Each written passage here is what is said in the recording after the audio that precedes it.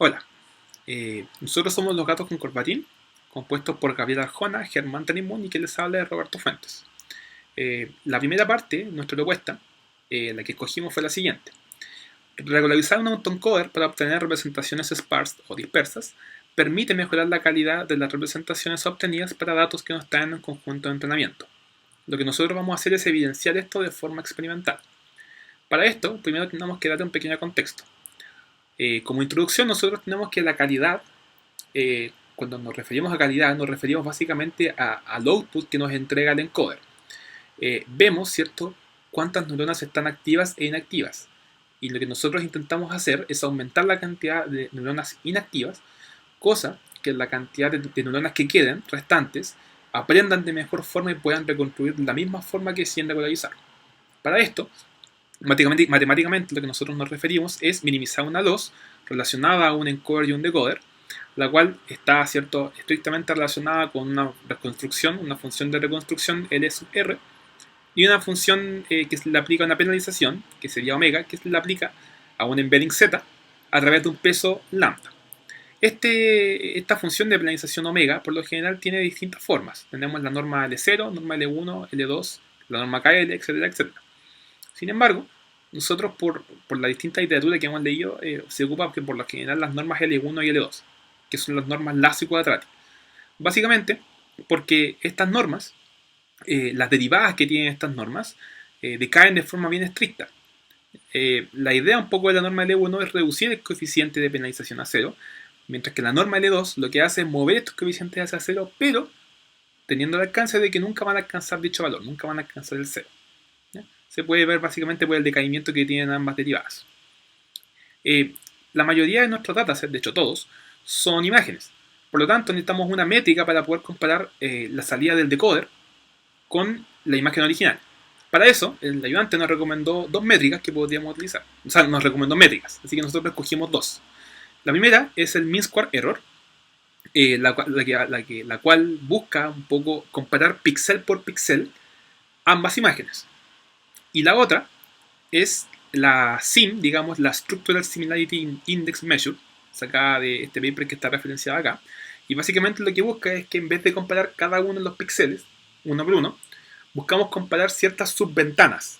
No comparamos píxeles, sino que comparamos subventanas de la imagen, lo cual nos da, nos modela un poco el cambio percibido en la información estructural de la imagen. Eso es un poco mejor. Entonces tenemos estas dos métricas. Entonces el primer dataset que nosotros utilizamos para poder corroborar esto fue el dataset del MNIST, que son básicamente un conjunto de números, un conjunto de fotos que tienen un número dentro. Usamos una red bastante sencilla, ya que nuestras imágenes son que tienen un puro canal, son imágenes bastante pequeñas, ¿cierto? Y la idea de lo que nos arrojó esto fue que básicamente las imágenes de test, las imágenes originales, son bastante similares a las sin regularización, las regularizadas con norma L1 y regularizadas con norma L2. Sin embargo, para estos últimos tres nosotros sacamos un histograma de la cantidad de nodos activos e inactivos que hay en el decoder, en el encoder. Y nos fijamos, ¿cierto?, que la cantidad de nodos inactivos es mayor regularizando con norma L1 y L2 que sin regularización. Para ver si entonces la comparación entre las imágenes, vemos que matemáticamente, además de lo visual, vemos que matemáticamente tenemos efectivamente más cantidad de nodos inactivos regularizando que sin regularizar, y sacamos las métricas, ¿cierto?, para cada una de las imágenes, y luego lo que hicimos fue sacar los promedios de las métricas. Nos fijamos entonces que los promedios nos reflejan que tienen muy baja diferencia, es decir, los tres experimentos, las tres salidas del decoder de ambos, de todos los experimentos, son muy similares a la imagen real. Eso nos indica que efectivamente la calidad es muy similar, la calidad de salida de la imagen es muy similar. Sin embargo, la calidad del encoder regularizando es mucho mejor porque estamos usando menos nodos, es decir, la red aprende mucho mejor. Luego, lo que hicimos fue para los siguientes datasets, el primer dataset real fue usar básicamente la data del Kaggle, del desafío anterior, las construcciones arquitectónicas, y como estas imágenes de aquí en adelante tienen 3 canales, decidimos usar una red que es un poco más compleja, digamos. Usamos una red convolucional, similar, ¿cierto?, a la que usamos anteriormente, pero las regularizaciones son exactamente las mismas. Y nos damos cuenta de que efectivamente, nuevamente visualmente, son muy similares estas imágenes.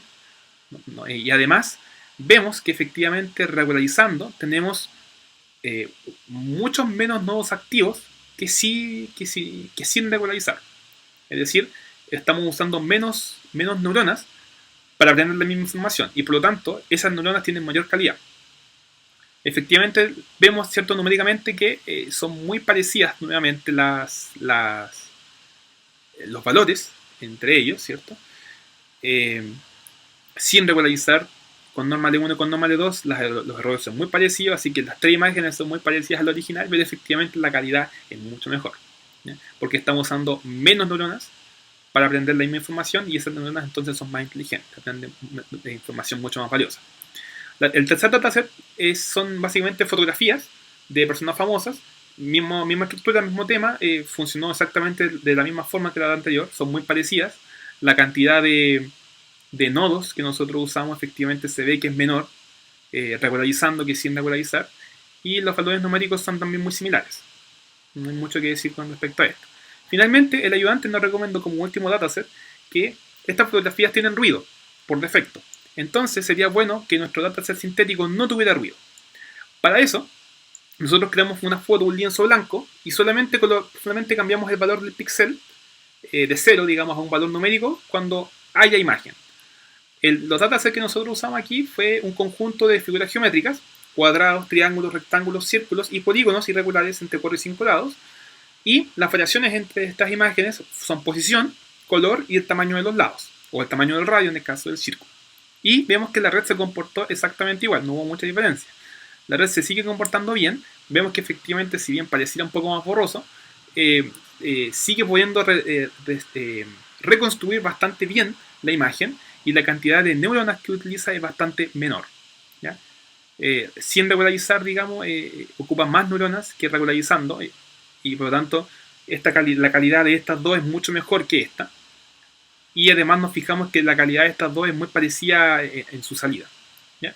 Por lo tanto, con esto nosotros ya tenemos evidencia experimental para poder evidenciar que nuestra hipótesis era cierta y que efectivamente la calidad mejora al regularizar. Gracias. A continuación vamos a ver lo primero que nosotros hicimos para la segunda parte del taller 2, es decir, la competencia de Kaggle. Como igual que los otros talleres, en la primera parte de este segundo taller trabajamos con Keras. Aquí lo que nosotros hicimos fue cargar en este caso la data. Para ello nosotros trabajamos primero con el archivo que tenía los textos de los tweets y los ID de los tweets. Lo que hicimos acá nosotros fue primero hacer una limpieza en este caso de los tweets mediante expresiones regulares. Sacamos todos los caracteres que no nos interesaban en este caso. Así es como nos queda finalmente el archivo con el cual estabas trabajando. Tenemos los ID de los tweets y los textos ya limpios.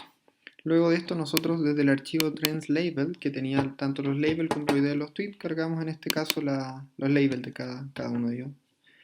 Y luego nosotros lo que hacemos es separar, en este caso la data, en conjuntos de entrenamiento y conjuntos de testing. Después de ello nosotros aplicamos un label encoder en este caso a los labels. Lo que nos hace esto es separar en el fondo los labels en vectores numéricos, ¿ya? Y después de esto nosotros utilizamos one-hot encoder. Utilizamos one-hot encoder en este caso para obtener los labels de la siguiente manera, es decir, vamos a tener un array bidimensional de los labels y vamos a aplicarlo tanto para training como para testing. Ya. Después de esto lo que nosotros utilizamos fue usar tokenizer, es decir, para pasar en este caso cada una de las sentencias a vectores de tokens en este caso, y luego de esto nosotros, como pasa que no todas tenían el mismo largo, aplicamos path sequence para llenar con ceros en este caso y que todas tuvieran el mismo tamaño.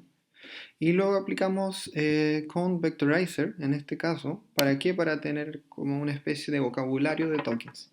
Y esto va a ser nuestra data de entrenamiento. Bueno, utilizamos la función F1, que es la misma que está en la competencia, el F-score. Y este va a ser nuestro modelo que nosotros utilizamos para entrenar, en este caso, la red. Nosotros utilizamos un modelo secuencial de capas densas acá. Tenemos 3 capas.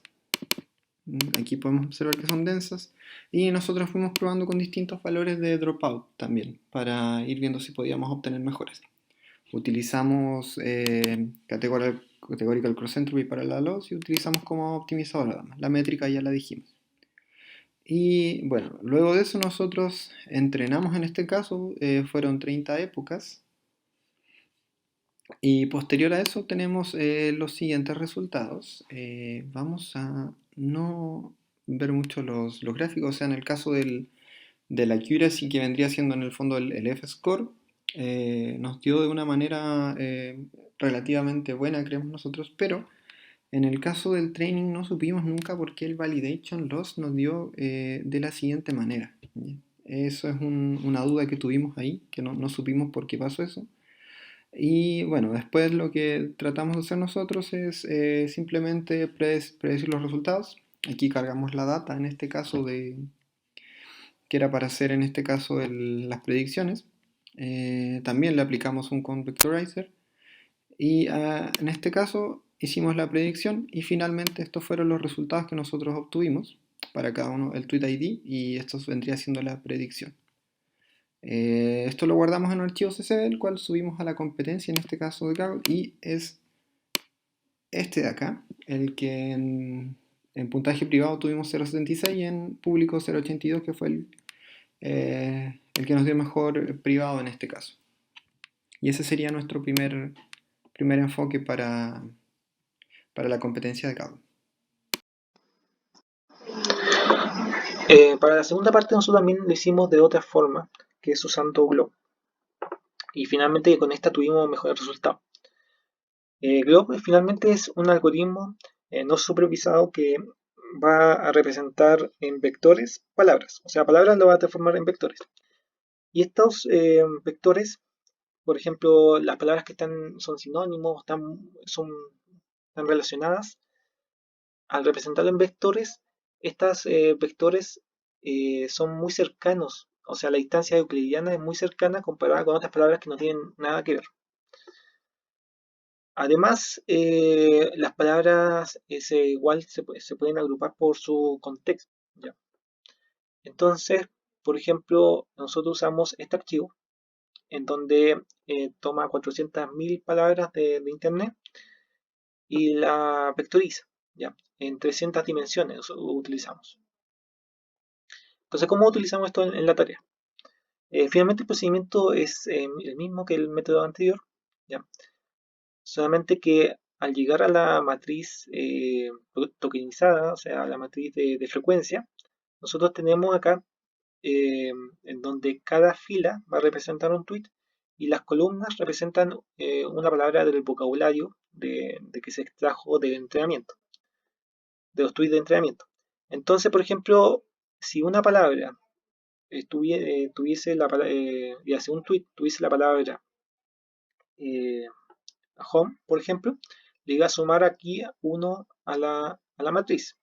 Si el tweet 1, por ejemplo, tuviese la palabra house, no le iba a sumar ninguno a la matriz porque la palabra house no está en el vocabulario. Eso es lo que pasaba en el método anterior. Pero con Glob podemos rescatar esa palabra que no está en el vocabulario, por ejemplo house, y podemos sumarla a la palabra de vocabulario que esté más cercano, o sea, que esté más relacionado. En este caso puede ser home, ¿ya?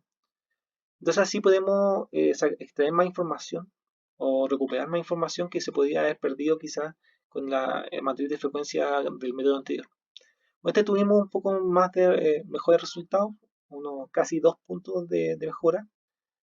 Finalmente el procedimiento es el mismo, ¿ya? Eso ha sido todo el trabajo. Muchas gracias.